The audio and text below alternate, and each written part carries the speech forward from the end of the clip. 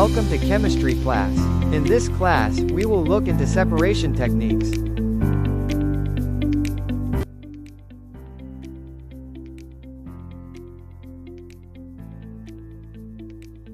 Imagine you mistakenly mix salt, sand, iron filings and water in one bowl.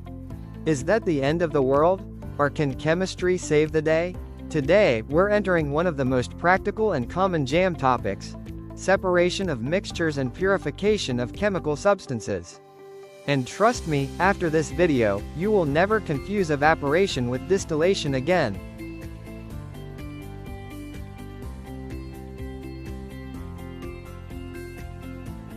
Elements, compounds and mixtures.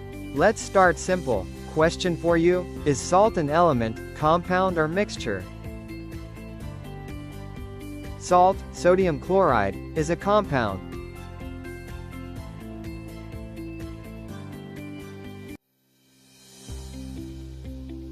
Now listen carefully. An element contains only one type of atom. Example: oxygen, O2, iron, Fe. A compound contains two or more elements chemically combined. Example: water, hydrogen oxide, salt, sodium chloride. A mixture is a physical combination of substances. Example: sand plus water, air, salt plus sugar.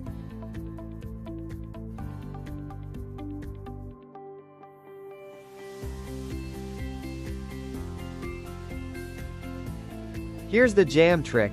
In mixtures, components retain their properties. In compounds, properties change completely.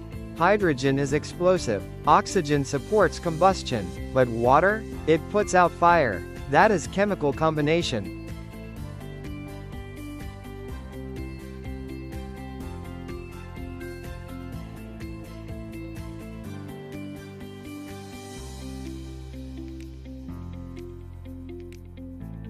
Physical versus chemical change. Melting ice, physical or chemical? It's physical, because no new substance formed, it can be reversed. Burning paper? It is chemical change, because new substances formed, ash, smoke, cannot be reversed.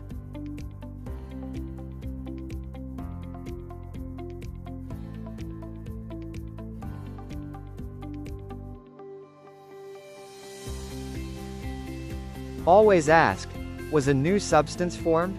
If yes, right pointing arrow, chemical change. If no, right pointing arrow, physical change.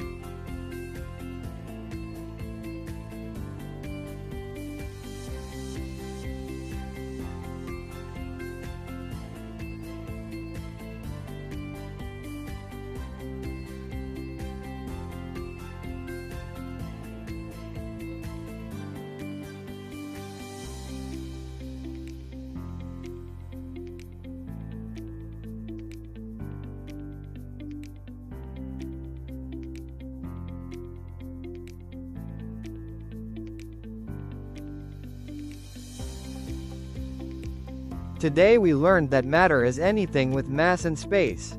It exists as solids, liquids, and gases, and they can change from one state to another.